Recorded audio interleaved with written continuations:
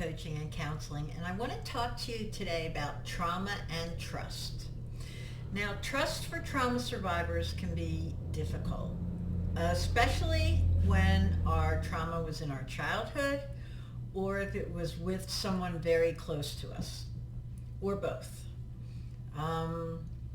So if we're going back into trying to trust people because of how we were traumatized, it can be extremely difficult, especially if the person traumatizing us was a father, a mother, a sibling, an aunt, an uncle, or a spouse.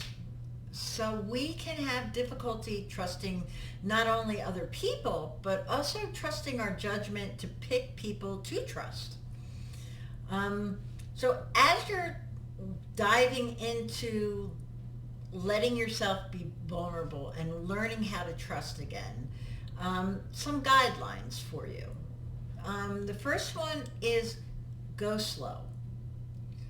Get to know the person first. If it's a professional person, if it is a friend, if it is somebody that you're dating, whatever it is, go slow. Even if you've known the person for a while or you know their reputation, give your story in layers. I like to say, give a layer of your story and then see how they respond. Give another layer, see how they respond. Find out, feel them out, so to speak. And as you go along, people are going to make mistakes. Whether it's a professional, whether it's a friend, whoever it is, people will make mistakes. Just like you'll make mistakes with people in friendships and in relationships. So we can't expect the person to be perfect. And a lot of times with trauma survivors, when someone makes a mistake or does something that makes us feel like, okay, well, maybe I can't trust them, we want to throw out the baby with the bathwater, and we get triggered, and we say, okay, and we get triggered from our childhood or from the trauma, and we want to just cut off the relationship. Well, that's not always the best way to go about it. You really want to assess what mistake did they make. Is it something you can confront and talk through? Is it something that you can overcome and move past?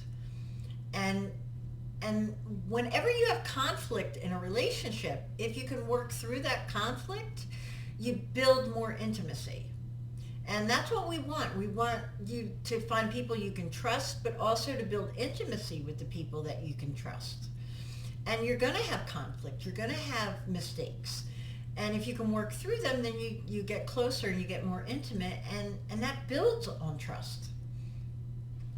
So I have a philosophy, and this is just my personal philosophy.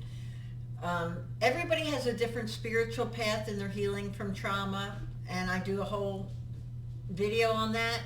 But just for my sake, for my personal example, I feel like God has my back. God is the only person or the only being that I truly and completely, without reservation, trust. Because he can't make mistakes. He can't fail me. So I trust him to have my back. Now, I know people can make mistakes and they can fail me, even people that I truly do trust.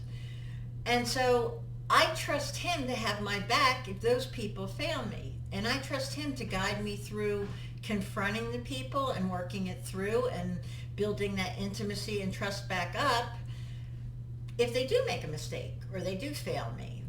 And so that's my personal way. Like, I have a belief system that kind of incorporates my trust issues and helps me have a system that works for me.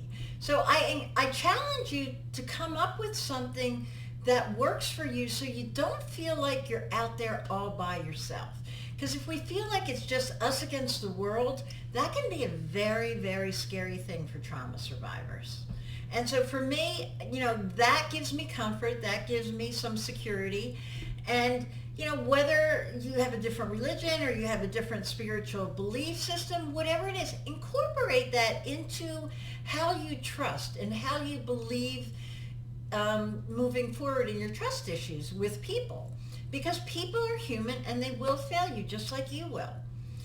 And so, first thing is you've got to let people in. You've got to start letting people in. You know, in my group therapy, I tell people to go slow, get to know people, give them a little layer of your story, and then, feel them out and see how they respond. And then, you feel more comfortable the next time and the next time. But a lot of times, here's another part of it. The trauma survivors will self-sabotage relationships.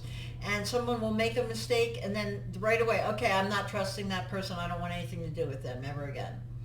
And that's kind of too hot and cold. That's too throwing out the baby with the bathwater. And we don't want to do that. So you want to build relationships where you can make mistakes, you can trust over time, you can give your story in layers. And then, if someone really truly does break that trust, and there is no resolving the issue, then you may have to cut out that relationship. But it takes time, and it takes challenges, and it takes different levels of telling your story to find that out.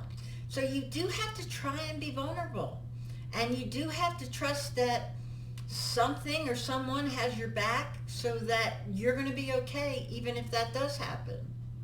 So this is a complex layer. But if you need help with this or anything else, trust or any other issues, please reach out to me, Linda Vitti, at Linda Vitti's Life Coaching and Counseling. Subscribe to my YouTube channel. Find me on Facebook, Instagram, and message me on Messenger. I will respond, okay?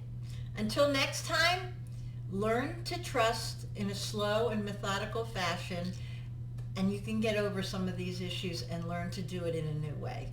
Okay? Till next time, God bless.